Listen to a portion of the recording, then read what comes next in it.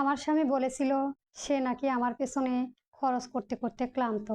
তাই আমি নিজের টাকায় কেনা প্রতিটি জিনিসের আলাদা স্টিকার লাগিয়ে দিতাম। মেঘলা, এই মাস থেকে যার যার খরচ সে নিজে চালাবে। সত্যি বলতে কি, তোমার জন্য খরচ করতে করতে আমি ক্লান্ত। কথাটা বলেছিল রাশেদ, এমন একটা আত্মবিশ্বাসী ভঙ্গিতে বলেছিল যে এক মুহূর্তের জন্য আমার প্রতি ওর প্রতি মায়া লেগেছিল। আমি তখন রান্নাঘরে দাঁড়িয়ে ধনেপাতা কুচি করছিলাম। ছুরির টুপটাপ শব্দ, চুলায় ফুটতে থাকা ডালের বুদবুদ আর ফ্রিজের মৃদু গুঞ্জন ছড়ার পুরো ঘর। আর কোনো শব্দ ছিল না। আমি চিৎকার করিনি, কাঁদিনি, এমনকি হাতে কাজটাও থামাইনি। শুধু শান্ত গলায় বলেছিলাম, খুব ভালো। রাশেদ অবাক হয়ে আমার দিকে তাকিয়েছিল। মনে হচ্ছিল সে ঝড়ের জন্য প্রস্তুত ছিল, কিন্তু পেলে এক অদ্ভুত শান্তি। খুব ভালো মানে মানে খুব ভালো। আলাদা খরচের ব্যাপারটা আধুনিক ও ন্যায্য। সবকিছু পরিষ্কার থাকবে। কাল থেকেই শুরু করি। রাশেদের মুখে কয়েক সেকেন্ডের জন্য হাঁ হয়ে রইল। আমার স্বামীর ঢাকা একটি নামী রিয়েল অ্যাটেন্ড কোম্পানিতে সিভিল ইঞ্জিনিয়ার হিসেবে কাজ করত। ভালো বেতন পেত, খুবই ভালো। কিন্তু বহু বছর ধরে সে এমনভাবে চলেছিল যে বাসায় বিদ্যুৎ বিল, গ্যাস বিল, ইন্টারনেট, বাসায় সদাই, ওষুধপত্র সবকিছু নিজে নিজেই পরিশোধ হয়ে যায়। অন্যদিকে আমি ছিলাম একটি বড় শিল্প প্রতিষ্ঠানের লজিস্টিক্স বিভাগের ম্যানেজার। আমার বেতন তার চেয়েও বেশি ছিল, কাজের চাপও বেশি ছিল। তারপরে প্রতি শুক্রবার আমি তার পুরো পরিবারের জন্য রান্না করতাম। এমনভাবে করতাম যেন আমার বাসার কোনো পারিবারিক ভোজনের আয়োজন কেন্দ্র। শুরু দিক থেকে ভালো লাগতো। মা ছেলেবেলা থেকেই বলতো, রান্না হচ্ছে মানুষের হৃদয় ছুঁয়ে যাওয়ার সবচেয়ে নীরব উপায়। আমিও বিশ্বাস করতাম। তাই বিরিয়ানি, কাচ্চি, গরুর মাংস, পোলাও, ভর্তা, পায়েস, জর্দা কাবাব, যা কিছু ভালো রান্না আছে মন খুলেই করতাম। সমস্যা রান্না ছিল না, সমস্যা ছিল রাশেদের মা শাহিদা বেগম। প্রতি শুক্রবার তিনি বাসায় আসতেন, হাতে কয়েকটা খালি ডাব্বা আর মুখবর্তী মন্তব্য, মেঘলা, আজকে ভাতটা একটু বেশি নরম হয়ে গেছে, মাংস ভালো হয়েছে, তবে আর একটু মশলা দিতে জমতো।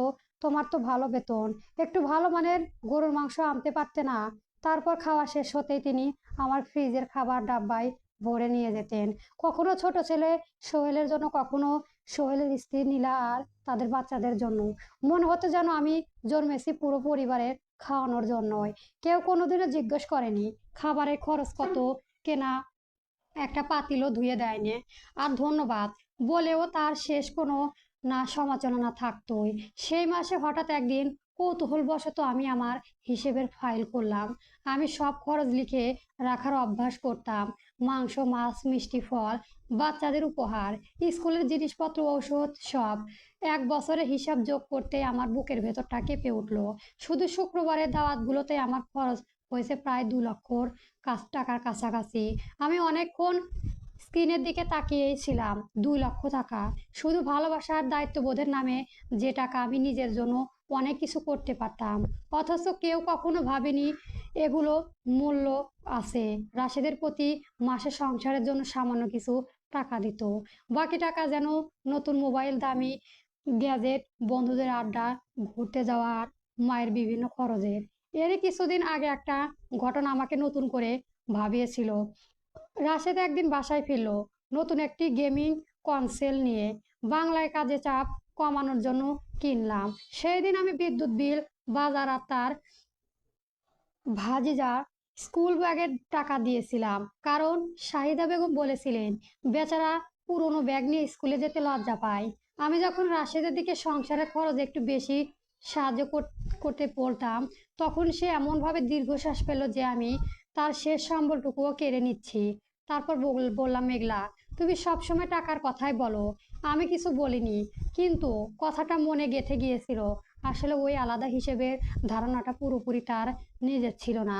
কয়েক সপ্তাহ ধরে সে তার এক সহকর্মীর কথা বলেছিল, নাম নাইম, ডিভোর্স, একজন মানুষ যার মুখে সব সময় একটাই কথা, মেয়েরা পুরুষের টাকায় চলে। অন্যদিকে শাহিদা বেগমে একদিন খাবার টেবিলে বলেছিলেন, এখনকার আধুনিক সংসারে আলাদা হিসাবই ভালো, কেউ কারো বোঝা হয় না। সেই দিনই আমি সব বুঝেছিলাম। ওরা মনে করতো আমি রাশেদের টাকায় বেঁচে আছি। আমার রান্না আমার শ্রম, আমার কেনাকাটা, আমার উপার্জন সব যেন অদৃশ্য। যেই রাতে আমি সিদ্ধান্ত নিয়েছিলাম পরীক্ষাটা শুরু হবে, পরের দিন সকালে আমি শুধু নিজের জন্য নাস্তা বানালাম, ডিম টেস্ট, ফল আর এক কাপ ধোয়া ওঠা চা। আরাম করে বসে খাচ্ছিলাম, ঠিক তখনই ঘুম চোখে নিচে নামলো রাশেদ। আমার চা কোথায়? নিজে বানিয়ে নাও, আমি শান্তভাবে বললাম। আলাদা খরচ মনে আছে তো? সে ফ্রিজ খুললো, তারপর স্থির হয়ে গেল। ফ্রিজের ভেতরে প্রায় প্রতিটি জিনিসই রঙিন স্টিকার রান লাগানো। দুধ, ডিম, মাখন, ফল, জুস, চা, কফি সবকিছুই। রাশেদের হতভম্ব হয়ে তাকিয়ে রইল মেঘলা। তুমি সত্যি সত্যি সবকিছুতে স্টিকার লাগিয়েছো? অবশ্যই। যে জিনিস আমি কিনেছি সেটা আমার, যে কিনবে না সেটা খাবে। আমি ভাবিনি তুমি ব্যাপারটা এত সিরিয়াসলি নেবে। আমি সবসময় তোমার কথাকে গুরুত্ব দেই। আমি অফিসে চলে গেলাম, আর সে রান্নাঘরে দাঁড়িয়েই রইলো। কি খাবে, কি করবে সেটা বুঝে উঠতে না পেরে লিফটে নামতে নামতে তার মুখে একটা ছোট্ট হাসি ফুটছিল। সেটা আনন্দের হাসি ছিল, প্রতিশোধেরও না। সেটা ছিল স্পষ্টতা হাসি। যদি রাশেদ সত্যি সংসারকে দুই ভাগ করতে চায়, তাহলে সে খুব শীঘ্রই বুঝবে এই সংসারের দেওয়ালগুলো আসলে কতটা ভার আমি একা বহন করে এসেছি। কিন্তু পরে শুক্রবার যা ঘটলো তার জন্য কেউ প্রস্তুত ছিল না। দুপুর গড়াতেই শাহিদা বেগম এলেন, তার সঙ্গে সোহেল, লিনা, তাদের সন্তানরাও। তার আগের মতোই কয়েকটা খালের ডাব্বা। সবাই ধরে নিয়েছিল আজও আগের মতোই বিশাল আয়োজন হবে। কিন্তু এবার রান্নাঘরে ছিল একদম পরিষ্কার, চুলা নিভেছিল, কোনো হাঁড়িতে কিছু চাপানো ছিল না। আর আমি ড্রয়িং রুমে বসে শান্তভাবে এক গ্লাস শরবত খাচ্ছিলাম। সাহেদা বেগম চারপাশে তাকিয়ে অবাক হয়ে বললেন, কি ব্যাপার, রান্না করনি এখনো? আমি ধীরে গলায় বললাম, কোন রান্না? তিনি হেসে বললেন, আরে শুক্রবারে দাওয়াতের রান্না। আমি মাথা নাড়ালাম। ওটা তখন ছিল যখন পুরো খরচ আর দায়িত্ব আমি একা নিতাম। ঠিক তখনই রাশেদ ঘর থেকে বেরিয়ে এলো, তার মুখে স্পষ্ট অস্বস্তি। কয়েক মুহূর্ত ইতস্ত করে সে আমার দিকে তাকিয়ে বলল, মেঘলা, সত্যি কি তুমি আজ কিছুই রান্না করনি? মেঘলা, সত্যি কি তুমি আজ কিছুই রান্না করনি? সোফায় বসে থাকা অবস্থাতে আমি রাশেদের দিকে তাকালাম, হাতে এক গ্লাস শরবত, পা দুটো আরাম করে গুটিয়ে বলেছিলাম, আমার এই শান্ত চেহারাটা যে ওদের কাছে সবচেয়ে বড় অপমান করে দাঁড়িয়েছিল। করেছি তো। শান্ত স্বরে বললাম, কিছু হিসাব করেছি। শাহিদা বেগম বুকে চেপে ধরা খালি ডাব্বাগুলো আরো শক্ত করে আঁকড়ে ধরলেন। হিসাব? মেঘলা, এখন আবার অফিসের হিসাব নিকাশ শুরু করো না। আজ শুক্রবার, বাচ্চাগুলো ক্ষুধার্ত। সোহেল রান্নাঘরের দিকে তাকিয়ে বলল, একটুও ভাত রান্না হয়নি? তার পাশে দাঁড়ানো রিনা কইনু দিয়ে তাকে আলতো ধাক্কা দিল। তিনটা শিশু ডাইনিং টেবিলের পাশে দাঁড়িয়ে বিভ্রান্ত চোখে চারপাশে দেখছিল। ওদের প্রতি আমার কোনোদিনও রাগ ছিল না, আজও নেই। কিন্তু ওরা আমার সন্তানও নয়। তারপরও বছরের পর বছর আমি এমনভাবে দায়িত্ব পালন করেছি যেন ওদের সবকিছুর দায় আমারই। আমি ধীরে ধীরে উঠে দাঁড়ালাম। আজ কোনো ফ্রিজ পারিবারিক ভোজন নেই।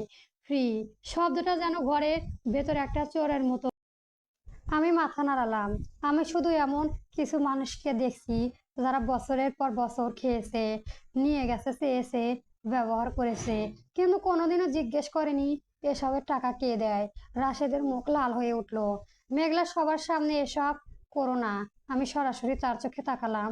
তুমি তো আমার সামনেই বলেছিলে আমার পেছনে খরচ করতে করতে ক্লান্ত, তাই ভাবলাম সবাই জানুক ঠিক কি কি খরচ তুমি করেছো। আমি ডাইনিং টেবিলের দিকে এগিয়ে গেলাম।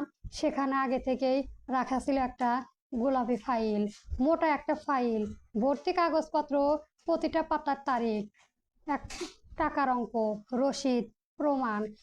কিছুই বানিয়ে বলার দরকার ছিল না।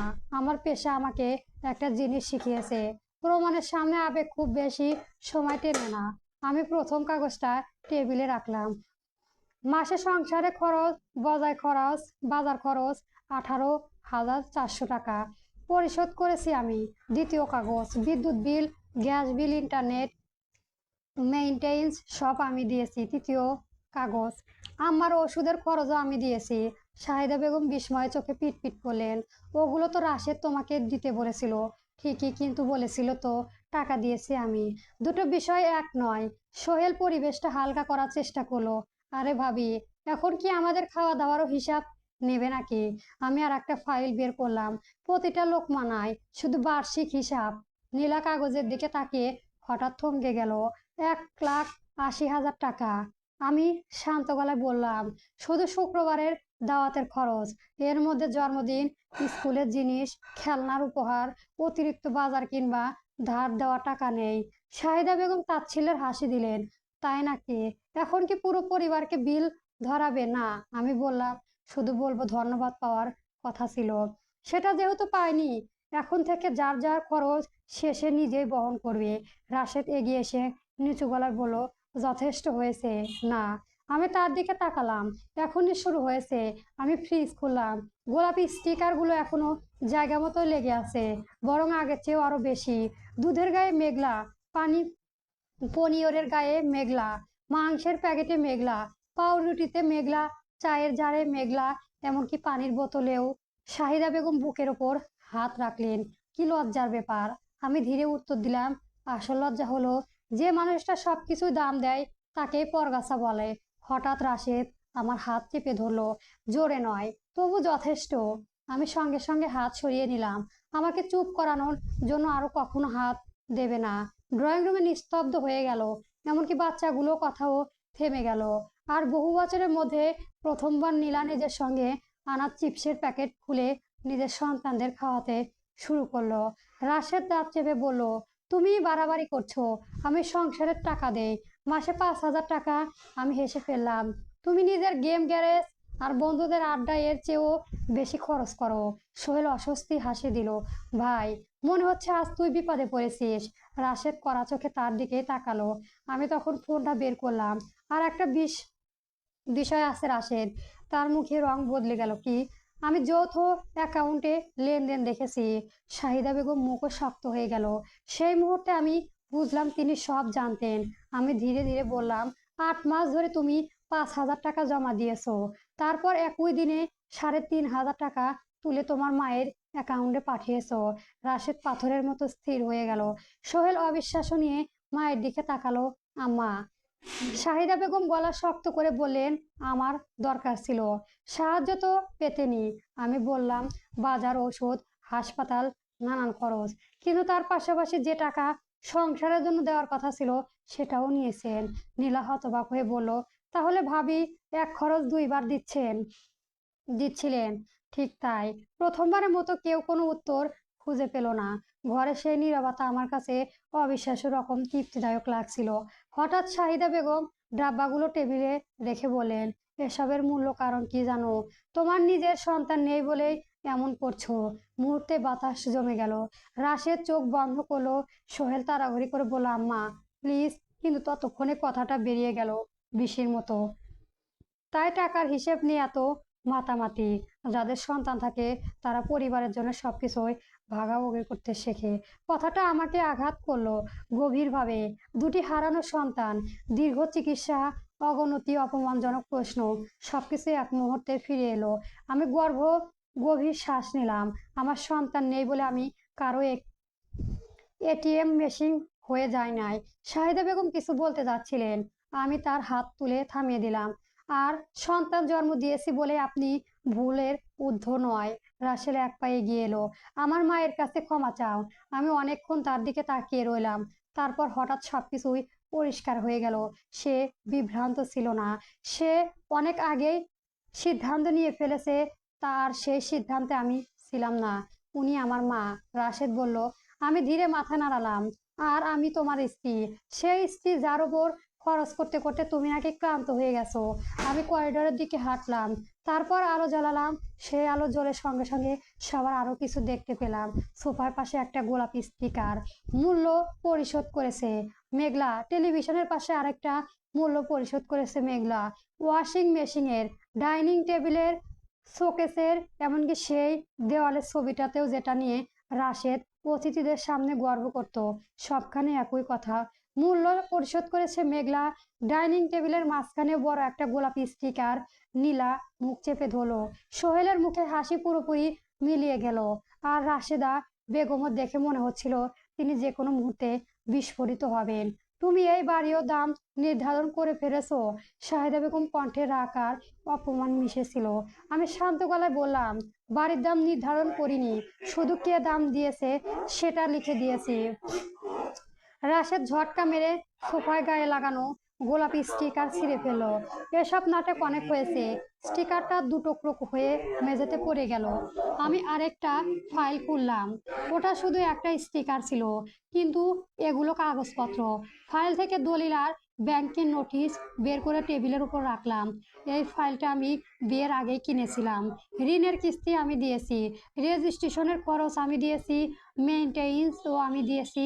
রাশেদ কাগজগুলো দিকে এমনভাবে তাকালো যে ওগুলো অন্য কোনো ভাষা লেখা। কিন্তু আমরা তো একসঙ্গে এখানে থাকি। আমি তার দিকে তাকালাম। হ্যাঁ, থাকতেই।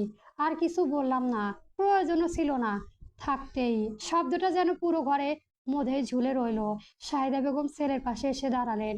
রাশেদ, কিছু বলো।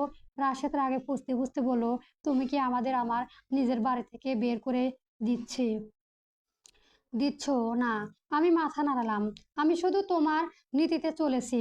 যার টাকা তার জিনিস।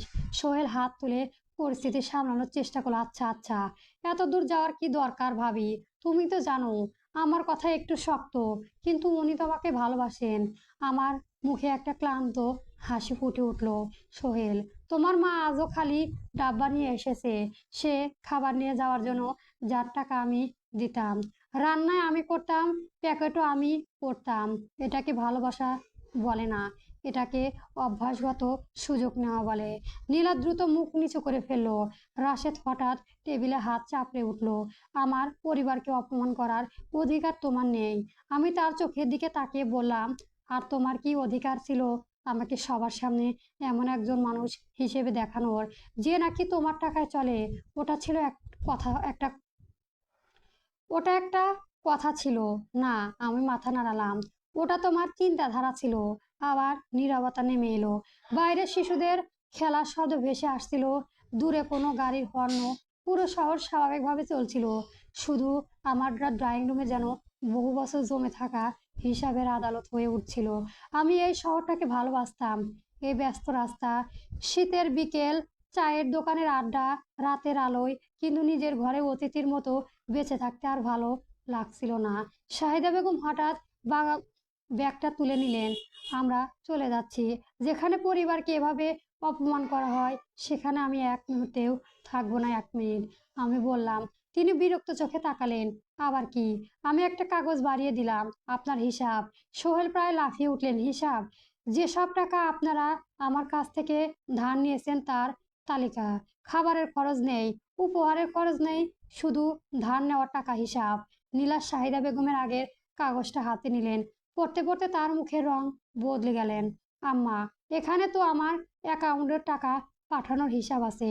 শাহিদা বেগম দ্রুত বলে, ওগুলো বাচ্চাদের জন্য ছিল। নীলা হতভম্ব। আপনি তো বলেছিলেন টাকা রাশেদ ভাই দিয়েছে। আমি ধীরে বললাম, টাকাগুলো আমার অ্যাকাউন্ট থেকেই গিয়েছিল। নীলা প্রথমবার আমার দিকে তাকালো, সত্যিকারের বিস্ময় নিয়ে। আমি জানতাম না। আমি জানি। আমি শান্তভাবে বললাম, এবং সত্যি জানতাম। নীলা হয়তো স্বচ্ছন্দে ছিল, হয়তো উদাসীনও ছিল, কিন্তু সে কুটিল ছিল না। কুটিলতা গন্ধ আলাদা। সেই গন্ধ আমি বহু বছর ধরে চিনে এসেছি। সোহেল কাগজটা টেনে নিল। তার চোখ বড় হয়ে গেল। ৮৬,০০০ টাকা। শাহিদা বেগম মুখ শক্ত করে বললেন, পরিবারের মধ্যে টাকা হিসাব করা হয় না। আমিও উত্তর দিলাম, পরিবারের মধ্যে কাউকে ব্যবহারও করা হয় না। রাশেদ ঘৃণা ভরা চোখে তাকালেন। তুমি এখন অনুভূতি ও দাম নির্ধারণ করছো না? আমি বললাম, অপমানের জন্য টাকা খরচ করা বন্ধ করেছি। এরপর আমি দরজার পাশে রাখা ধূসর রঙের ট্রাভেল ব্যাগটা তুলে আনলাম। রাশেদ কপাল কুঁচকে বলল, এটা কি? তোমার এক সপ্তাহের কাপড়। আমি বললাম, প্রয়োজনীয় কাগজপত্র সামনে চেইনে রাখা আছে। তোমার গেম কনসোল, জুতা আর বাকি জিনিসগুলো গ্যারেজে রাখা বক্সে আছে। রাসেল বিস্ফোরিত হয়ে উঠল। তুমি পাগল হয়ে গেছো না? আমি ধীরে উত্তর দিলাম, আমি শুধু শুনিয়ে গুছিয়ে নিয়েছি। শাহিদা বেগম চিৎকার করে উঠল, বিষয়টা এখানে শেষ হবে না। ঠিকই বলেছে। আমি শান্তভাবে বললাম, কাল আমি তালাও বদলে ফেলবো। রাশেদ গিয়ে এলো, এত কাছে যে তার চোখের রাগ স্পষ্ট দেখতে পারছিলাম।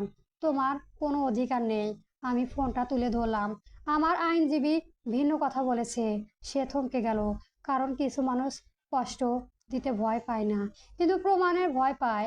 আমি ফোনের মেসেজটা দেখালাম। মেঘলা, ফর্সাও প্রস্তুত, সাক্ষী ছাড়া কোনো আলোচনা করবে না। রাশেদ নামটা পড়ে ফেললো। মেহেরিন ইসলাম, তোমার বিশ্ববিদ্যালয়ের বন্ধু? হ্যাঁ। আমি বললাম, এখন সেই পারিবারিক আইনের আইনজীবী। শাহিদা বেগম ছেড়ে হাত টেনে ধরলেন। চল, ওকে ওর স্টিকারগুলোর সঙ্গে একা থাকতে দে। রাশেদ ব্যাগটা তুলে নিল। দরজার কাছে গিয়ে একবার ফিরে তাকালো। তোমার রাগ কমে গেলে আমাকে ফোন দিও। আমি কিছুক্ষণ তার দিকে তাকিয়ে রইলাম। মনে পড়লো সেই রাশেদের কথা, যে রাত জেগে আমার জন্য চা বানাতো, অফিস থেকে ফিরতে দেরি হলে অপেক্ষা করতো, হাসপাতালের কঠিন রাতগুলো আমার হাত ধরে বসে থাকতো, আমার সঙ্গে কাটতো। সেই মানুষটাই একদিন সত্যি ছিল, কিন্তু ধীরে ধীরে হারিয়ে গেছে। আমি বিল দিয়েছিলাম, রান্না করেছিলাম, সবকিছুই সামলাচ্ছিলাম, আর সে শিখে ফেলেছিল আমার ত্যাগকে স্বাভাবিক করে ধরে নিত। আমি ধীরে বললাম, এটা রাগ না রাশেদ। একটু থেমে যোগ করলাম, এটা চূড়ান্ত হিসাব। দরজাটা বন্ধ করে দিলাম, জোরে নয়, নাটকীয় ভাবেও নয়, শুধু বন্ধ করে দিলাম, যেভাবে একটা শেষ হয়ে যাওয়া অধ্যায় বন্ধ করা হয়। পুরো বাড়ি নিস্তব্ধ হয়ে গেল। আমি ডাইনিং টেবিলে বসে রইলাম। চারপাশে গোলাপি স্টিকার, কিন্তু বহু বছরের মধ্যে প্রথমবার চুলায় কোনো বড় হাঁড়ি নেই, ভাতের চিন্তা নেই, মিষ্টি বানানোর তাড়া নেই, থালা সাজানোর ব্যস্ততা নেই। কেউ টিস্যু চাচ্ছে না, কেউ লবণ কম হয়েছে বলে অভিযোগ করছে না, শুধু আমি আর একটুখানি ক্ষুধার্ত। আমি নিজের জন্য একটা সাধারণ চিল স্নাইডেড বানালাম, নিজের কেনা পাউরুটি দিয়ে, নিজের কেনা চিজ দিয়ে, নিজের রান্নাঘরে। অদ্ভুতভাবে সেটা সচ্ছল বিজয়ের মতোই। পরের দিন রাশেদ ফোন করেনি। ফোন করেছিল শাহিদা বেগম, একবার নয় 16 বার। তারপর সোহেল, তারপর নীলা। বিকেল পর্যন্ত আমি কোনো ফোন ধরিনি। শেষ পর্যন্ত নীলা কলটা রিসিভ করলাম। ওর গলা নিচু, ক্লান্ত। ভাবি, আমি দুঃখিত, আমি সব হিসাব দেখেছি। সত্যি জানতাম না। আমি চুপ করে রইলাম। সে আবার বলল, আমি আর সোহেলের টাকাগুলো শোধ করব, একসঙ্গে না পারলেও ধীরে ধীরে করব। জানালার বাইরে তাকিয়ে আমি ধীরে বললাম, ধন্যবাদ। কিছুক্ষণ নীরব থাকার পর নীলা বলল, বাচ্চাগুলো তোমার খোঁজ করছে। বুকের ভেতর হালকা একটা ব্যথা উঠলো। আমি ওদের ভালোবাসতাম, খুব ভালোবাসতাম, কিন্তু ভালোবাসা কিনে নেওয়ার জন্য আজ বাজারে ব্যাগ ব্যবহার করতে চাইনি। বুঝতে পারছি, নীলা বলল, এটাই ছিল সেই পরিবারের কাছ থেকে পাওয়া প্রথম পরিমিত ক্ষমা প্রার্থনা। সব ক্ষত সরিয়ে তোলার জন্য যথেষ্ট ছিল না বহু, তবুও বহুদিনের কাদামাটির মধ্যে একটা পরিষ্কার পাথরের মতো ছিল। 3 দিন পর রাশেদ আবার বাড়ি ফিরে এলো। চোখের নিচে কালি, চুল এলোমেলো, শার্ট কুঁচকে আছে, হাতে একটা পাউরুটির প্যাকেট। দরজার সামনে দাঁড়িয়ে অস্বস্তি নিয়ে বলল, পাউরুটি কিসিনে। কথাটা শুনে আমার বুকের ভেতর কিছু একটা নড়ে উঠল। রাশেদের চোখ ঘুরে ঘুরে ঘরের দিকে তাকালো। সব গোলাপি স্টিকার আর আগের মতো নেই। অনেকগুলো খুলে ফেলেছি, অনুশোচনা থেকে নয়, তাদের কাজ শেষ হয়ে গিয়েছিল বলেই। রাশেদ নিচু গলায় বলল, আম্মা অনেক ভুল করেছে। হ্যাঁ, আমিও করেছি। হ্যাঁ, সেও অপেক্ষা করেছিল, হয়তো আমি কথাটা নরম করব। আমি করিনি। রাশেদ দীর্ঘশ্বাস ফেলল। আমি জানতামই না তুমি এত কিছু একলা সামলাচ্ছ। আমি শান্তভাবে বললাম, তুমি জানতে চাওনি। সে মাথা নিচু করে ফেলল। অনেকক্ষণ পর বলল, অফিসে সবসময় একটা কথা শুনতাম, পুরুষকে নাকি সংসারের কর্তা হতে হবে, স্ত্রী যেন কখনো তার চেয়েও বড় না হয়ে যায়। নাইম সবসময় বলতো, স্ত্রী আয় বেশি হলে সে স্বামীকে আর সম্মান করে না।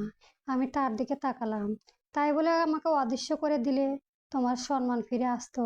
রাশেদ উত্তর দিতে পারল না। কিছুক্ষণ পর বলল, আমি এভাবে ভাবিনি, এটাই তো সমস্যা।